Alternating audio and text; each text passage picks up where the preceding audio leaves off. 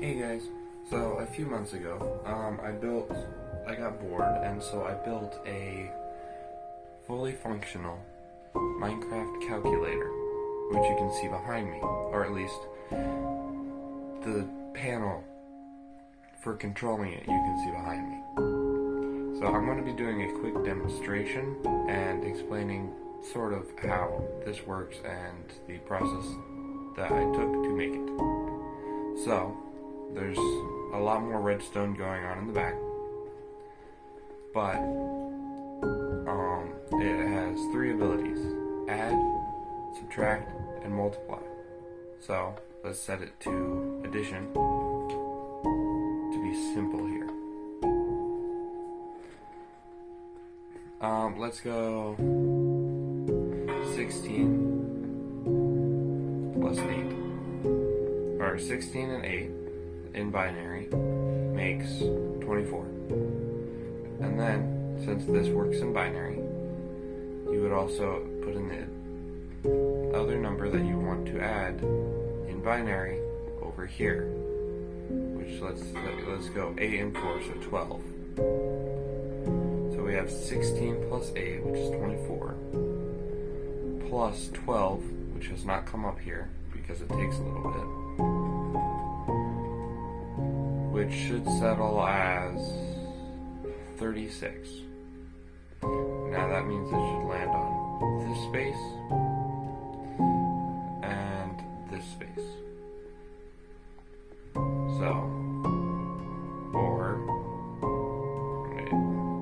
So, as you can see, it has landed on 32 and 4, which makes 36.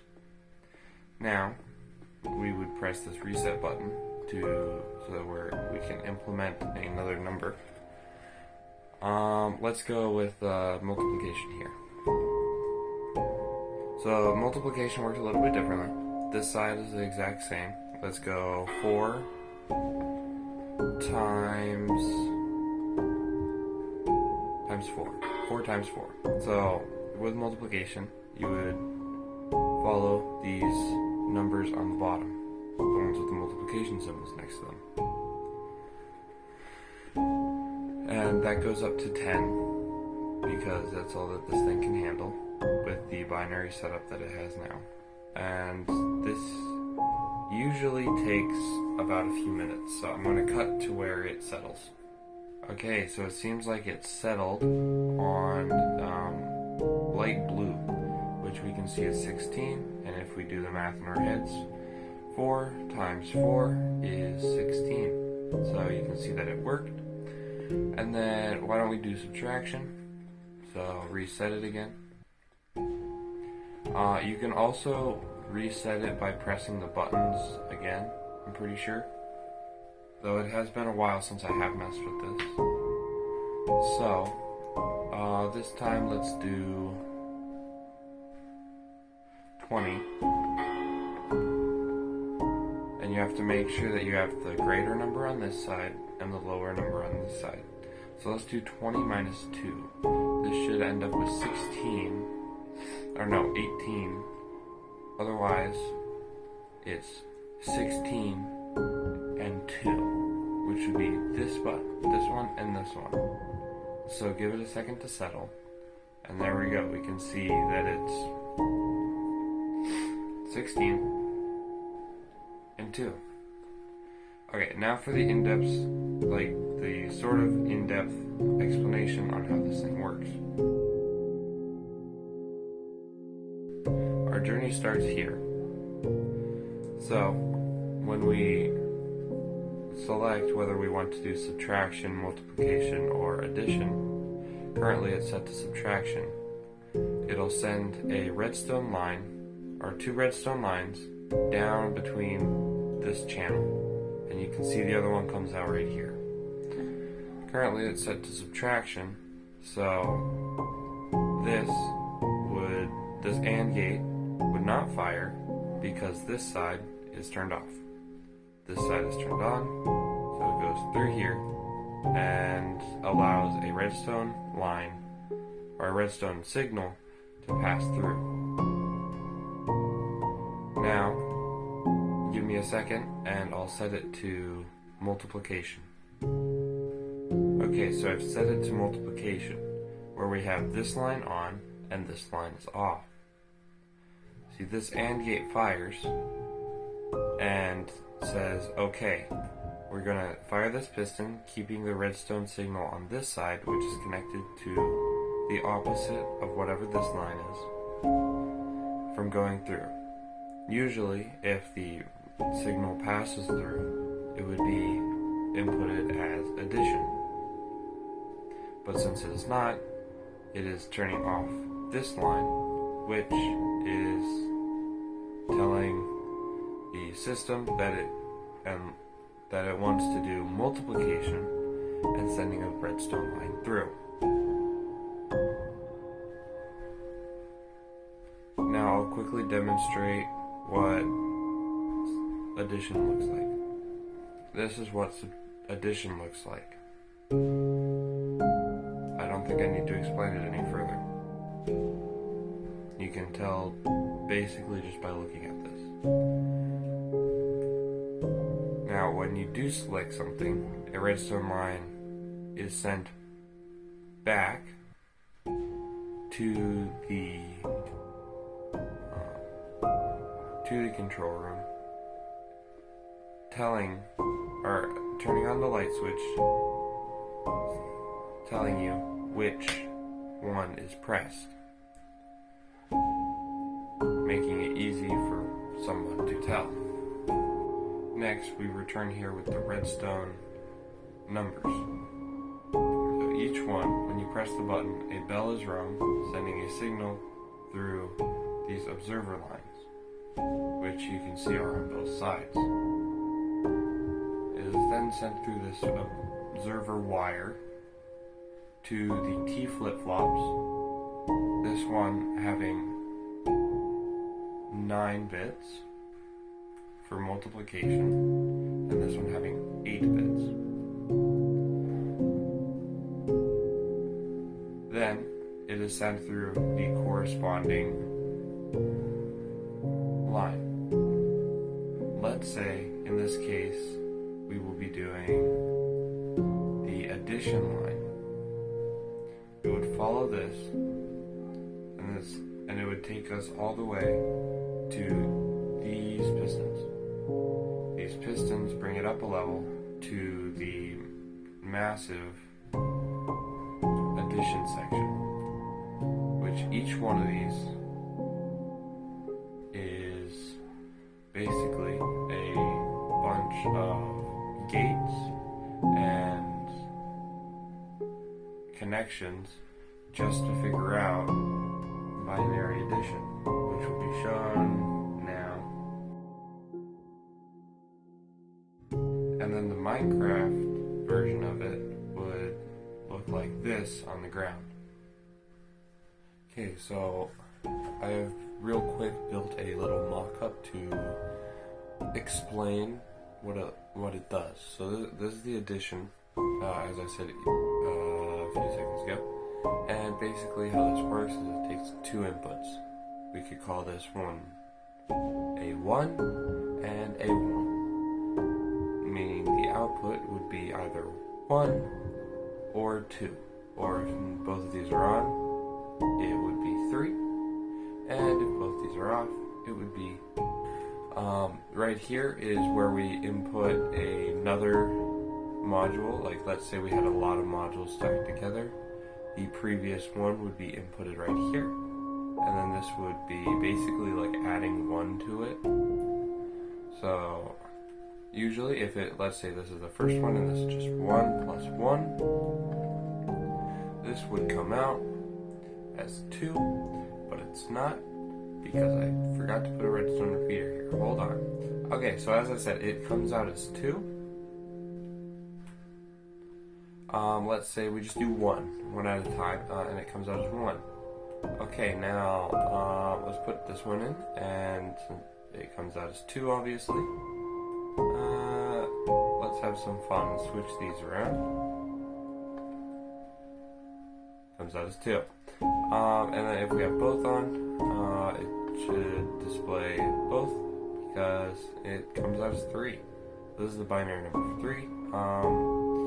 Yeah, I personally don't exactly know how this works. I looked it up online, and there's quite a few diagrams. Like the one that was shown just previously on paper.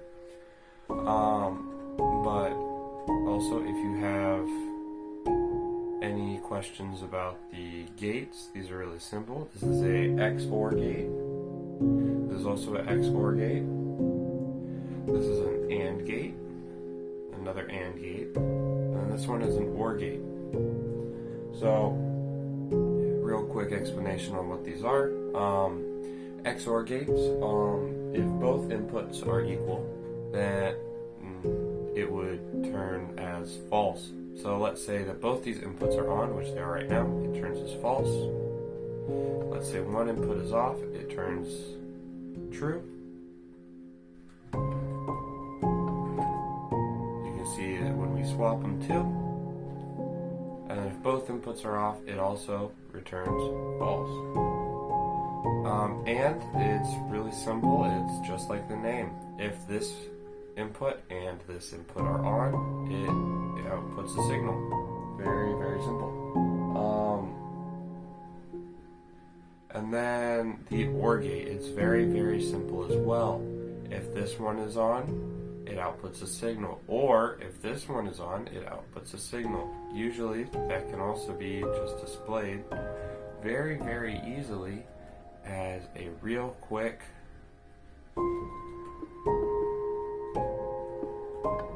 if this lever is on or this lever is on, whichever one is on, this light will be on. This light will be on. So if they're both off, the light's off. If this one's on, oh look, the light's on. This one's on, light's on. They're both on, the light's on. Very similar to the XOR gate. But yeah, that's a brief explanation on how that works. I hope that helps. Yep. Next part. Once we do the addition, the line is then sent down. All 8.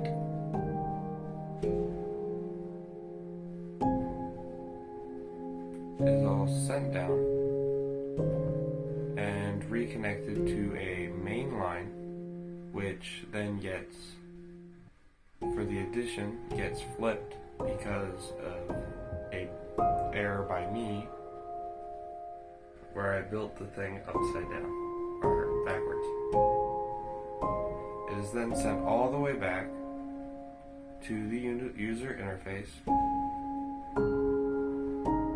to then be displayed above in this area right here. Next, I will show subtraction. Now that I have the subtraction set up, we can follow the line. We can tell that it takes the top line here. So, we take this and follow this until it takes us to this piston wall. These pistons then send the signal straight up into the subtraction section, where it has another 8 modules, each one with few gates and connections. These ones have been built more vertically to save space, which is why they look quite a bit different. When you lay them out on the ground, they tend to look something like this. Okay, yeah, this is the subtraction mechanism. It is very similar to the addition mechanism, which we have right here. Except the main difference is there's a few NOT gates inputted into it. So, a quick demonstration. So let's say that this is 1 again, and we're going to turn off this lever. Let's say that this one is 1, so 0 minus 1 breaks it. Let's say that is 1 minus 1. It shows 0. And if it's 1 minus 0, it's just 1. So you can also do it with this. 1 minus 1 is 0, because this lever is standalone basically, and this lever gets added, or this lever and these levers get added together, sort of. Very simple. You can see it's same XOR and OR. But you'll also notice that there's these redstone torches here. These are not gates. Basically, they just flip the signal. So it takes this powered signal and makes it a unpowered signal. Very simple. I don't think there's much explaining that needs to be done. Again, this lever serves this exact same function as the lever over there, which I explained earlier. But yeah, and I forgot to put this in the actual video. So here's the paper diagram. After the subtraction is figured out using the connections between and the other gates, it sends the signal, like the addition, down and connects with the main answer line, which, as you can see, is also connected to the addition. It then gets sent all the way back, like addition, right back to the user interface. This is what the multiplication would look like. So we can see that it takes the bottom line. It takes the bottom line and follows it all the way here. This bottom line here, this side is what you would multiply by. This is your times 10, times 9, times 8, and so on. And this is whatever you want to multiply. This is your 1s, your 2s, your 4s, your 8s, your 16s, your 32s, your 64s, and your 128s. Which would then get sent through this diagram all the way through, which would be easier to explain on paper, which is what I'm going to do now. This one was probably the most annoying out of the 3 diagrams, not only to put in the research and draw, but also figure out how it works. So, basically how this works is at the top left of the diagram, you can see where it has inputs, and then 1, 2, 3, 4, 5, 6, 7, 8, 9, 10. Basically, that's your input, and then whatever you're multiplying by. And then, if we go down a row, those are all of your gates. These are basically separating it out, making sure it's only multiplying by whatever multiplier you put. And then you just have a bunch of addition modules, all funneling down and gaining a bit each time. So the first row of addition modules starts out as 8, outputs 9. Second row, or the second addition module in the line, takes in 9, outputs 10, and then 10, 11, 11, 12, 12, 13, and so on. And then it just feeds it right back, like I'm about to explain. But yeah, this was probably the biggest part and most annoying to build. Would not suggest. After we get through that complicated journey, we come back here. This is the end of the final addition segment. This line is currently 13 bits and is sent down. Each bit is represented by a color in case that isn't obvious.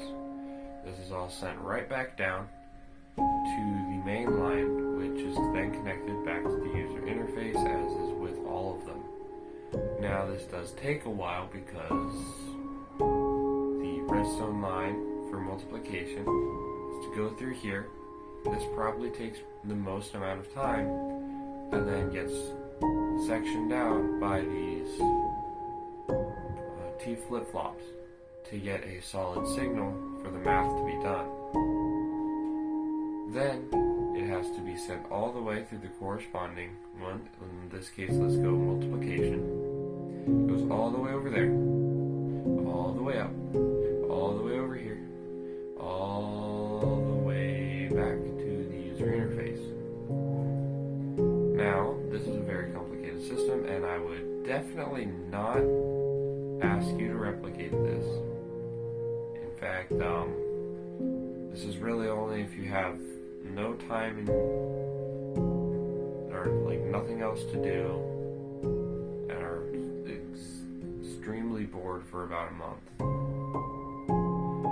But it is a fun project if you're willing to put in the brain cells. I hope this explanation has helped you, and yeah. Before you start asking if this is real or not, yes it is. I will be making a version 2 probably in a few months. Though I am working on minimizing the multiplication and then making a small version of a division section. Division is probably the most complicated, so that might take the longest. Thanks for watching, and see you in the next video.